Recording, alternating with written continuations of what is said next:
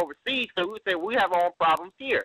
But this is the caveat, or this is what why this should be. You should be looking into this because the country of China, the country of India, they're coming to America to buy food and take it back to their countries to keep their populace under control. Now, if you listen closely to that clip, the first sister you said you heard speaking, she said her and her babies are not going to starve. Somebody's going to give them some food. Now, society is about to break down.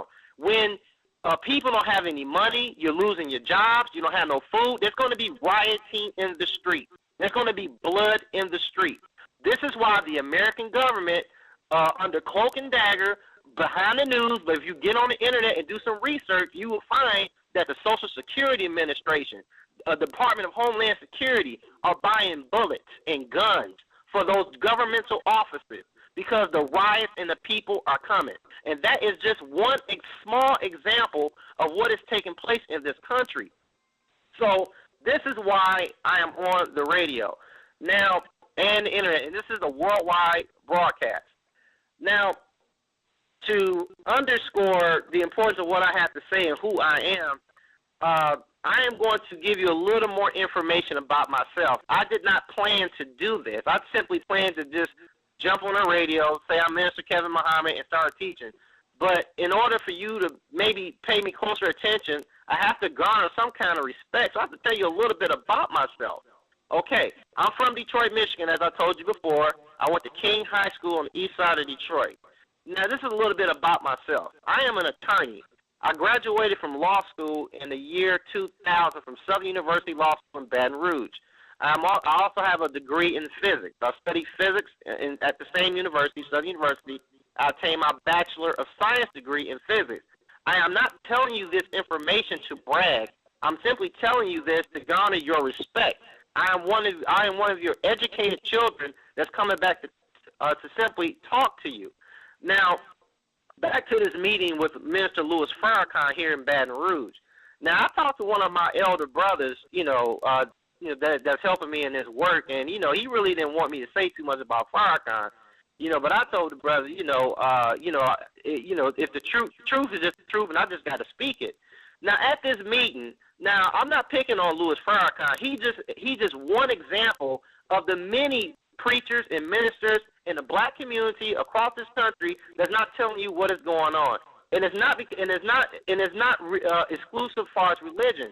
Louis Farrakhan is an example of the failure of the Christian ministers in your church and the Muslim imams and ministers in Islam. He's just an example of the failure of these people to prepare you. And while I'm talking about that, how many churches do you see in Detroit and Atlanta, all across the country in the black community?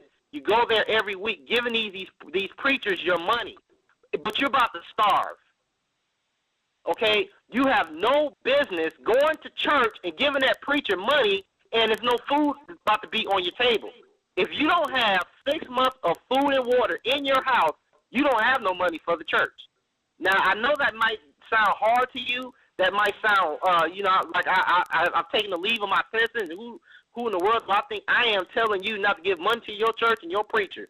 But if you don't listen to me, I promise you, what's going on in Atlanta is going to be at your doorstep in a few days. So if you don't have 3 to 6 months of worth of food and water, you ain't got no money for the church. You ain't got no money to give away. You ain't got no money to send overseas to children starving in the Middle East and Africa. You need to prepare yourselves. Now, back to this meeting with Louis Farrakhan.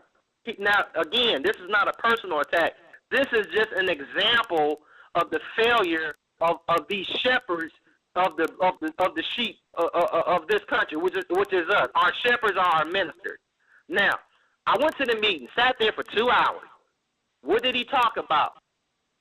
He talked about his personal business. He talked about his wife, how he smoked reefer, how you need to get an education.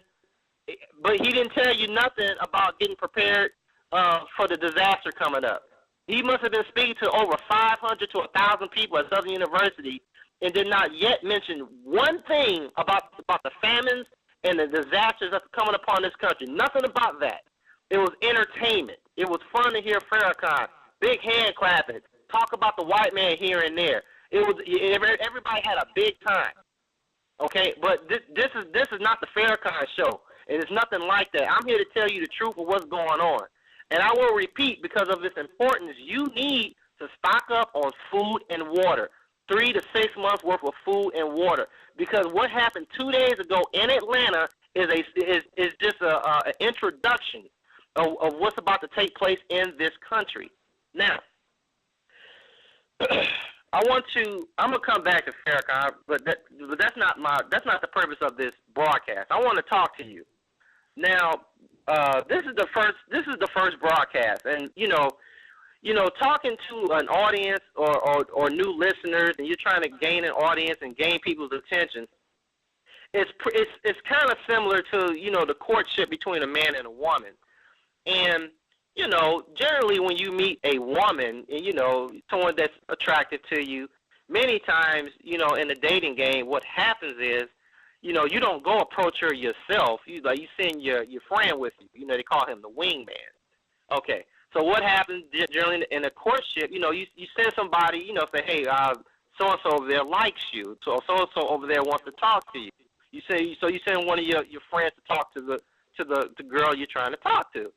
And typically, if you're in a dating game, you probably have a better chance of obtaining the favor of the person you're after if you can send the right person to give you a good introduction. Okay, and that's what I'm going to, in a roundabout way, attempt with you.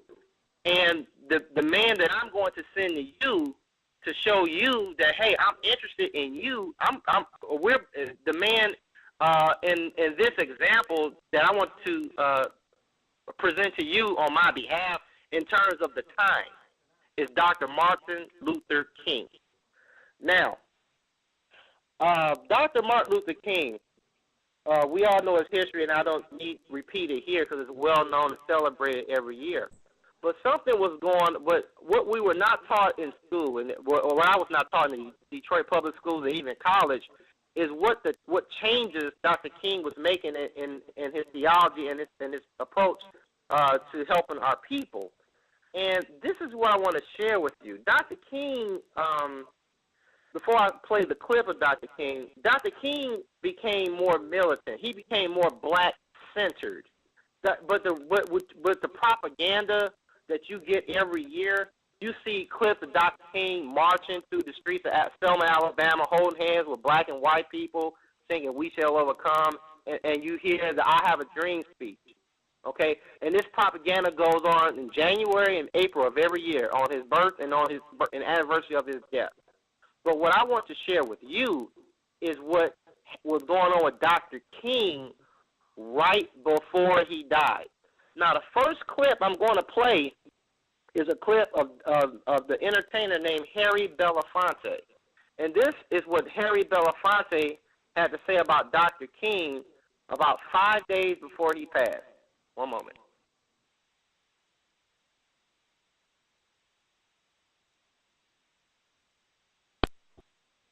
The last thing Dr. King ever said to me 5 days, as a matter of fact, before he was murdered, was he was at my home. We had just finished a strategy meeting on the Poor People's Campaign.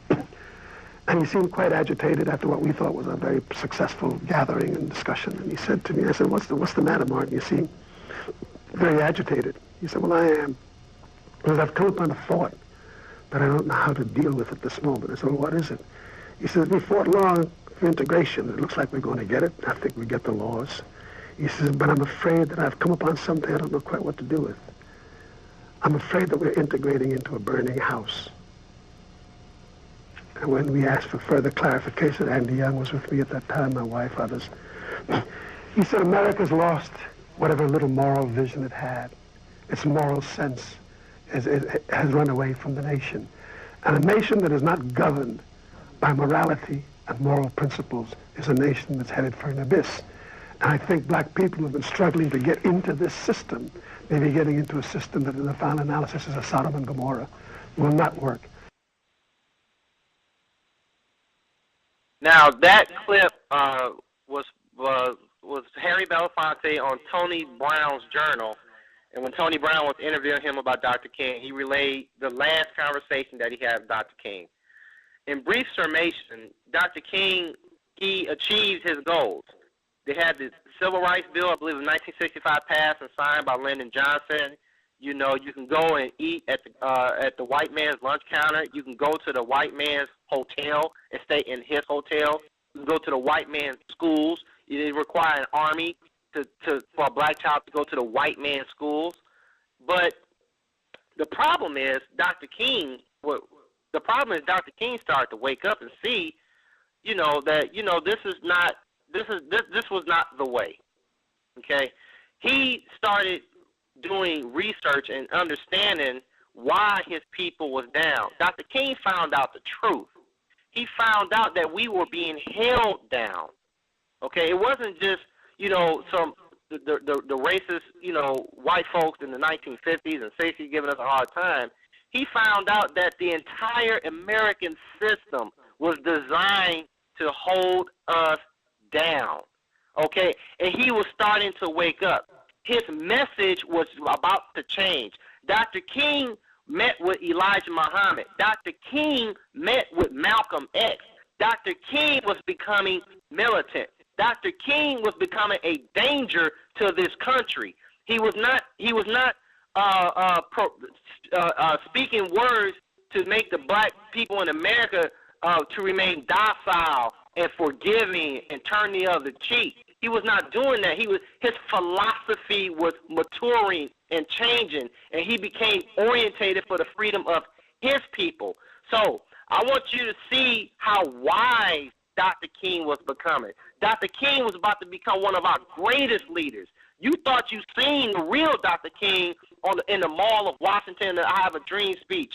You think you seen the real Dr. King make changes in this country, in Selma, Alabama, in Tennessee, in Chicago, and changing the laws and challenging the system. You thought you seen the best of Dr. King, but you didn't. Dr. King was about to be reborn into a black militant Dr. King. Now, in this clip, I want you to pay very close attention to how his philosophy was about to change and about to take over and change America for black people. One moment.